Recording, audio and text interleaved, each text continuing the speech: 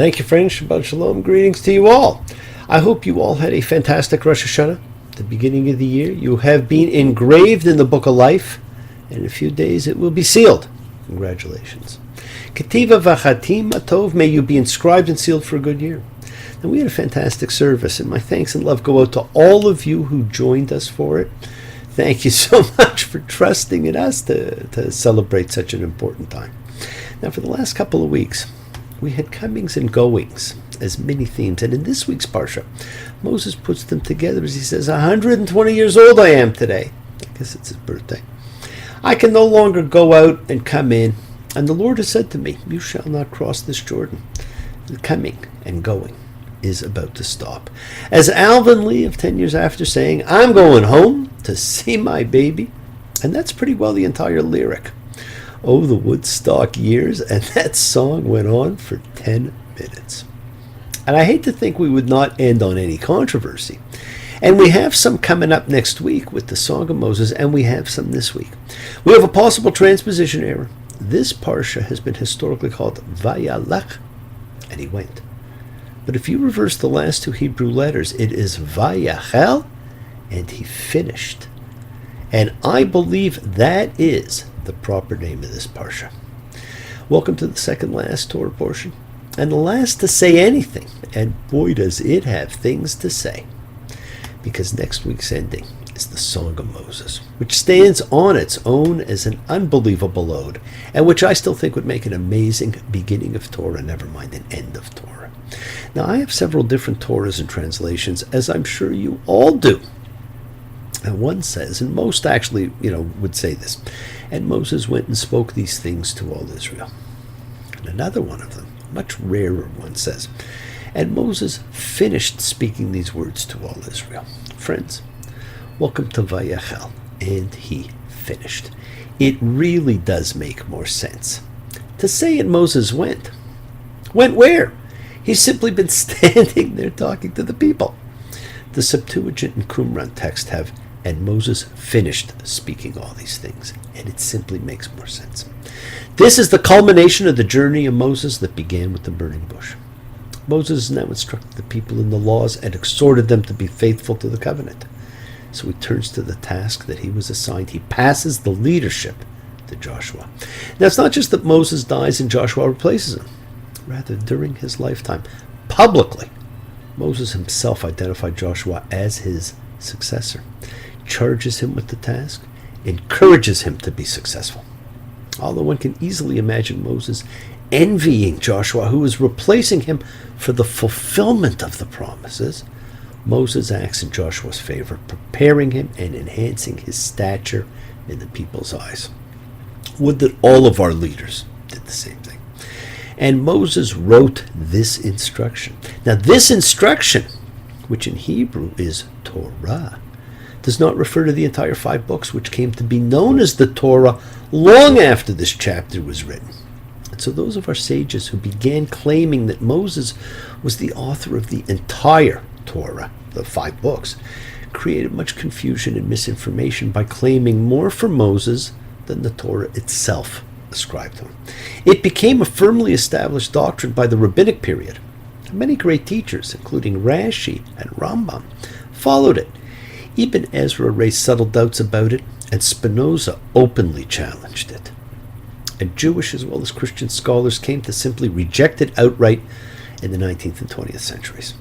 Orthodox Jews, of course, still accept it. And I'm always surprised by how many of the people I speak to still believe that Moses wrote the 5 books, since that is what they were told growing up. And friends, Moses commands the people to read the Torah, the instruction he'd written, that is the law of Deuteronomy, once every 7 years, during the Sabbath year and the holiday of Sukkot, which is coming up in about a month. It's actually less than a month, a couple of weeks. It was actually a much later practice to read the entire Torah, all of the 5 books of Moses, once every year in weekly portions, as we do now, rather than all at once and rather than just a designated code.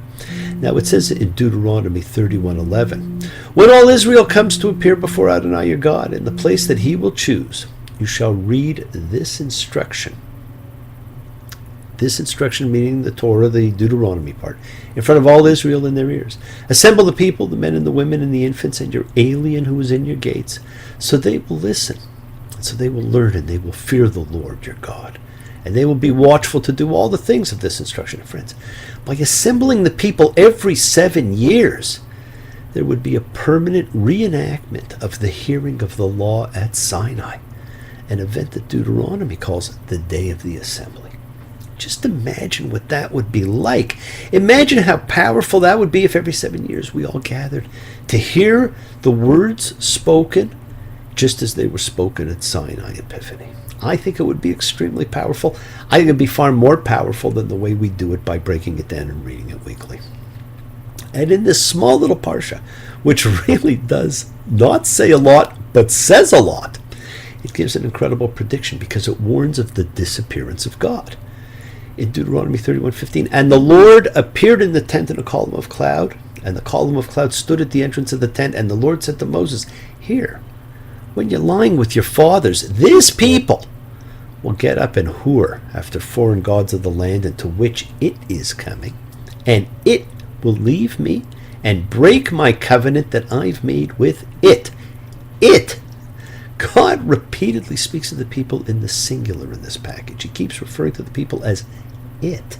How demeaning. Now, the hiding of the face of God, which is predicted here, is understood to be the fate of the entire people, not of individuals. Divine hiddenness is not an individual's unique experience, and it's not based on an individual's behavior. It is the experience of a community and of an era which still continues to this day. And my anger will flare at it on that day, and I'll leave them. And I'll hide my face from them, and it will become prey. And many bad things and troubles will find it. And it will say on that day, isn't it because my God is not present in me that these evils have found me? It sounds a little like Gollum in Lord of the Rings, the way he talks about it. Now, these words here predict a time in which God will be hidden. It's more frightening than divine punishment. It's one thing for a parent to punish a child. It is far worse if the parent becomes hidden from the child. So the child doesn't know if the parent is present or not. The child feels vulnerable and unprotected. The child cries for the parent, but there is no answer. This has become man's terrifying reality. The expression Hester Panim, the hiding of the face, became a known saying in rabbinic literature and in theological thinking still to this day. Friends, the Tanakh story moves from a time of extraordinary divine involvement, creation, flood, angels, personal contact, splitting seas, hearing God's voice at Sinai, to a time in which humans are left on their own. The prediction at the end of the Torah comes true at the end of the Tanakh. Humans are left not knowing if God exists or not. Thus, the Tanakh tells a story of the development from a world of direct communication with God to the world we have known ever since, in which the existence of God is a matter of faith or doubt or search. Now, God reiterates what he said to Noah a long, long time ago when he says, they will, so I will. They will forsake me and break my covenant that I've sealed with them, and my wrath will flare against them on that day, and I shall forsake them and hide my face from them. And as for me, I will surely hide my face on that day for all the evil that they have done, for they turned to other gods. And friends, we have turned to other gods. Gods of money, gods of fame, gods of ego. Think about what other gods you may have turned to. We've all been guilty of it. It's a good time of the year for us to be thinking of these things. Now, in Genesis 6, God said he'd made a mistake. Man had evil in his heart. He knew our inclination. We've come full circle. He leaves us instead of destroying us. Right? He said he was never going to destroy us again. Deuteronomy 31:21. I know its inclination. Its. Again, an essential point from the Torah's beginning returns at its conclusion. The flood story starts and ends with God's recognition that humans' inclination is towards doing bad. I won't curse the ground on account of humankind again, for the inclination of the human heart is bad from their youth. And that word inclination, yasher, does not occur again in the Torah until here. It is but another of the many faces of God presented in the Torah at different parts. There was a creator God, a God who walked and talked with man, an angry, jealous God, but to demonstrate power and make people fear to prove himself. God who granted freedom. There was known as a God of freedom who thought man should value freedom above all. A bargaining, conditional God who says, if you, then I. The God who says, man will turn away, so he will too. God is walking away, and Moses is about to deliver his great song, and you are about to seal the books on Yom Kippur, a day for lot casting, a day for atonement at 1 mint, because it's a day for you and your thoughts and your feelings and your message and your one connection to God. Now, I'll be away conducting a service, but I will film and post the Yom Kippur service before I leave so that you may watch and participate in Yom Kippur without having to go to find the service. You can do it alone, with friends, alone with friends, and you can do it as often as you like. Now, the world is sacred, and so is everything in it, my friends. Express your gratitude. Light a candle, make a wish, celebrate your life and the lives of those you love. Share your feelings with them. Live free, be free, honor your freedom. Be well, be happy, be blessed. Share and honor the light and all who live in the light and continue to shine. Continue to send everyone you know goodwill and love. Pray for peace and freedom for everyone, an end to terror and hatred. Remember, friends, we are a community. We learn together. We celebrate each other. We love each other. We share this ride together, men and women equally. Let us send out love, not fear. Fall in love, my friends. It is the great gamble worth taking. Ask questions. Do not take because as an answer. See what lies in front of you. Break free of dogma and change your way of thinking. You and me burning matches, lifting latches on our way back home. We're on our way home. Thank you all. Love you. See you all next time. And I do love seeing you all again. And remember, your wishes do come true. Have a fantastic, good year.